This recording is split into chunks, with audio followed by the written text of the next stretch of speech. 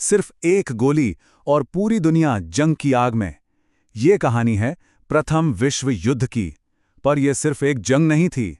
ये एक ऐसा महाविनाश था जिसके बीज दशकों पहले ही बो दिए गए थे।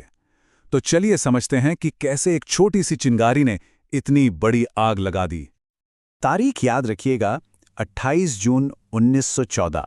जगह थी सराजेवो, जो आज बोस्निया की राजधानी है। सुबह के लगभग 11 बज रहे थे और हवा में एक अजीब सा तनाव था, एक बेचैनी। वहीं एक खुली कार में ऑस्ट्रिया हंगरी साम्राज्य के होने वाले बादशाह आर्कड्यूक फ्रांज फर्डिनेंड अपनी पत्नी के साथ जा रहे थे। और तभी गैब्रिलो प्रिंसिप नाम का एक 19 साल का नौजवान कार के सामने आता है। इससे पहले कि कोई कुछ भी समझ पाता, वो 2 गोलियां चलाता है। बस 2 गोलियां। और उन 2 गोलियों ने दुनिया का इतिहास हमेशा हमेशा के लिए बदल दिया। सिर्फ 2 गोलियां और नतीजा 2 करोड़ मौतें। जी हां, 2 करोड़। ये इतिहास के सबसे भयानक नरसंहारों में से एक था। तो सवाल ये उठता है कि आखिर एक हत्या ने 2 करोड़ लोगों की जान कैसे ले ली? कैसे 2 लोगों की मौत ने पूरी दुनिया को एक दूसरे का दुश्मन बना दिया? सच तो यह है कि यह हत्या सिर्फ एक चिंगारी थी। बारूद तो पूरे यूरोप में दशकों से जमा हो रहा था। तो आज की इस पड़ताल में हम यही समझेंगे कैसे एक हत्या एक विश्व युद्ध बनी। देखेंगे कि वो कौन से गठबंधन थे जिन्होंने आग में घी डाला। बात करेंगे हथियारों की अंधी दौड़ की, साम्राज्यवाद और राष्ट्रवाद की, और आखिर में देखेंगे कि इस महाविनाश का अंजाम क्या हुआ। तो शुरुआत होती है उस हत्या से। ऑस्ट्रिया हंगरी ने सीधे सीधे इल्जाम लगाया सर्बिया पर। उसे एक अल्टीमेटम दिया गया जिसमें बहुत सारी कड़ी शर्तें थीं। सर्बिया ने ज्यादातर मान लीं, लेकिन कुछ पर वो राजी नहीं हुआ। और बस ऑस्ट्रिया हंगरी को तो जैसे बहाना ही चाहिए था। 28 जुलाई 1914 उन्होंने सर्बिया के खिलाफ जंग का ऐलान कर दिया। एक बात तो साफ है, इतनी बड़ी जंग सिर्फ एक वजह से कभी नहीं होती। ये हत्या तो बस एक चिंगारी थी। असली वजहें तो वो थीं जो कई दशकों से सुलग रही थीं। ठीक वैसे ही जैसे आज हम किसी भी बड़े जियोपॉलिटिकल कॉन्फ्लिक्ट को देखते हैं तो पाते हैं कि उसकी जड़ें बहुत गहरी होती हैं। तो क्या थी वो वजहें? सबसे पहली और शायद सबसे बड़ी वजह थी यूरोप में फैला हुआ गठबंधनों का एक पेचीदा जाल। ये एक ऐसा मकड़जाल था जिसने एक छोटे से झगड़े को वर्ल्ड वॉर बना दिया। पूरा यूरोप 2 टीमों में बंट चुका था। एक तरफ थी ट्रिपल अलायंस जो 1882 में बनी। इसमें थे जर्मनी, ऑस्ट्रिया हंगरी और इटली। इनका मेन मकसद था फ्रांस को अकेला करना। तो इसके जवाब में दूसरी टीम बनी ट्रिपल एंटेंट। इसमें शामिल हुए फ्रांस, रूस और ग्रेट ब्रिटेन। तो आप देख सकते हैं पूरा महाद्वीप कैसे एक दूसरे के खिलाफ खेमों में बंट गया था। और इन गठबंधनों का एक ही नियम था, एक पर हमला सब पर हमला। इसे कहते हैं कलेक्टिव डिफेंस। और इसी एक नियम ने एक ऐसा डोमिनो इफेक्ट शुरू किया जिसे कोई रोक ही नहीं पाया। सोचिए, ऑस्ट्रिया ने सर्बिया पर हमला किया। सर्बिया का दोस्त रूस उसकी मदद के लिए आ गया। रूस को देखकर जर्मनी ऑस्ट्रिया की मदद के लिए कूद पड़ा। और बस देखते ही देखते एक के बाद एक सारे देश इस जंग में खिंचते चले गए। अब आते हैं दूसरी बड़ी वजह पर, और वो थी हथियारों की एक अंधी दौड़। हर बड़ा देश बस अपनी फौजी ताकत बढ़ाने में लगा था। एक दूसरे से ज्यादा खतरनाक हथियार बनाने की होड़ मची थी। ये वो दौर था जब नई नई टेक्नोलॉजी आ रही थी। मशीन गन, टैंक, बड़े बड़े लड़ाकू जहाज सब बन रहे थे। ज्यादातर देशों ने अपने नौजवानों के लिए मिलिट्री सर्विस कंपलसरी कर दी। मतलब हर देश के पास लाखों की ट्रेंड सेना तैयार थी जो बस एक इशारे का इंतजार कर रही थी। अगर तैयारी का अंदाजा लगाना हो तो ये आंकड़े देखिए।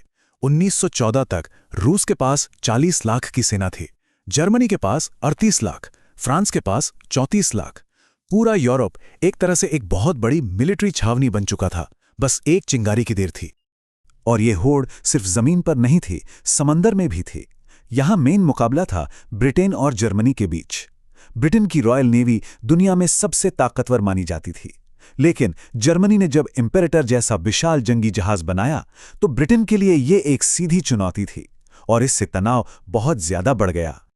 तो हमारे पास गठबंधन है, हमारे पास हथियार हैं, लेकिन इस आग को भड़काने के लिए जो ईंधन था वो था साम्राज्यवाद और राष्ट्रवाद। इन दोनों का एक बहुत ही खतरनाक कॉकटेल तैयार हो रहा था। खासतौर पर बाल्कन का इलाका, उसे यूरोप का बारूद का ढेर कहा जाता था, पाउडर केग ऑफ यूरोप। क्यों? क्योंकि यहाँ बहुत सी छोटी छोटी कौमें थीं जो बड़े साम्राज्यों जैसे ऑस्ट्रिया हंगरी या ऑटोमन एम्पायर से आज़ादी चाहती थीं। राष्ट्रवाद की लहर जोरों पर थी। देखिए, जैसे जैसे ऑटोमन साम्राज्य कमजोर हो रहा था, बाल्कन में नए नए देश बन रहे थे। रोमानिया, बुल्गारिया, अल्बानिया सब आज़ाद हो रहे थे। लेकिन 1908 में ऑस्ट्रिया हंगरी ने बोस्निया पर कब्जा कर लिया। इससे सर्बिया गुस्से से आग बबूला हो गया, क्योंकि बोस्निया में रहने वाले बहुत से लोग सर्बिया के साथ जुड़ना चाहते थे। और बस यहीं से उस दुश्मनी की शुरुआत हुई, जिसका नतीजा आर्कड्यूक की हत्या थी। और ये सब सिर्फ यूरोप में नहीं हो रहा था, पूरी दुनिया में होड़ मची थी। बड़ी यूरोपीय ताकतें अफ्रीका और एशिया में कॉलोनियां बनाने के लिए एक दूसरे से लड़ रही थीं। इसे स्क्रैम्बल फॉर अफ्रीका भी कहते हैं। ब्रिटेन का साम्राज्य तो दुनिया के 1/4 हिस्से पर फैला हुआ था।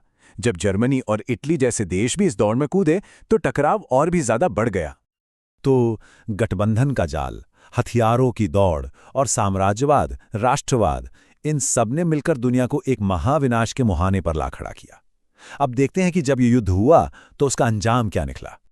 तो जंग शुरू हुई जुलाई 1914 में और ये 4 साल से भी ज्यादा चली। एक बड़ा टर्निंग पॉइंट आया अप्रैल 1917 में, जब अमेरिका भी इस जंग में कूद पड़ा। उसके आने से पलड़ा मित्र राष्ट्रों की तरफ झुक गया और आखिरकार नवंबर 1918 में यह भयानक युद्ध खत्म हुआ। इसे इतिहासकार टोटल वॉर कहते हैं। मतलब ये सिर्फ फौजियों की लड़ाई नहीं थी, पूरा का पूरा देश इसमें शामिल था। जर्मनी और ब्रिटेन जैसे देशों ने तो अपनी पूरी इकोनॉमी का 60% हिस्सा सिर्फ जंग पर झोंक दिया। जाहिर है, इसका नतीजा हुआ भयानक महंगाई, कर्ज और आम लोगों के लिए बहुत ज्यादा मुश्किल है। इस जंग के जो नतीजे हुए वो बहुत दूर तक गए। समाज पूरी तरह से बदल गया। लाखों नौजवान मारे गए। कई देशों में तो पूरी की पूरी पीढ़ी ही खत्म हो गई। जन्म दर में भारी गिरावट आई। एक बहुत बड़ा रिफ्यूजी संकट खड़ा हो गया। और हां, दुनिया का पॉलिटिकल नक्शा वो तो हमेशा हमेशा के लिए बदल गया। और फिर 28 जून 1919 को वर्साई की संधि पर दस्तखत हुए। ऑफिशियली युद्ध खत्म हो गया। कहा गया कि ये संधि इसलिए की गई है ताकि भविष्य में ऐसी कोई जंग दोबारा ना हो। लेकिन यहां एक बहुत बड़ा सवाल उठता है, क्या वर्साई की संधि ने सच में शांति कायम की, या फिर इसी संधि ने अगले और भी ज्यादा भयानक विश्व युद्ध के बीज बो दिए थे? एक ऐसी जंग जो सिर्फ 20 साल बाद शुरू होने वाली थी। ये एक ऐसा सवाल है जिस पर आज भी बहस जारी है।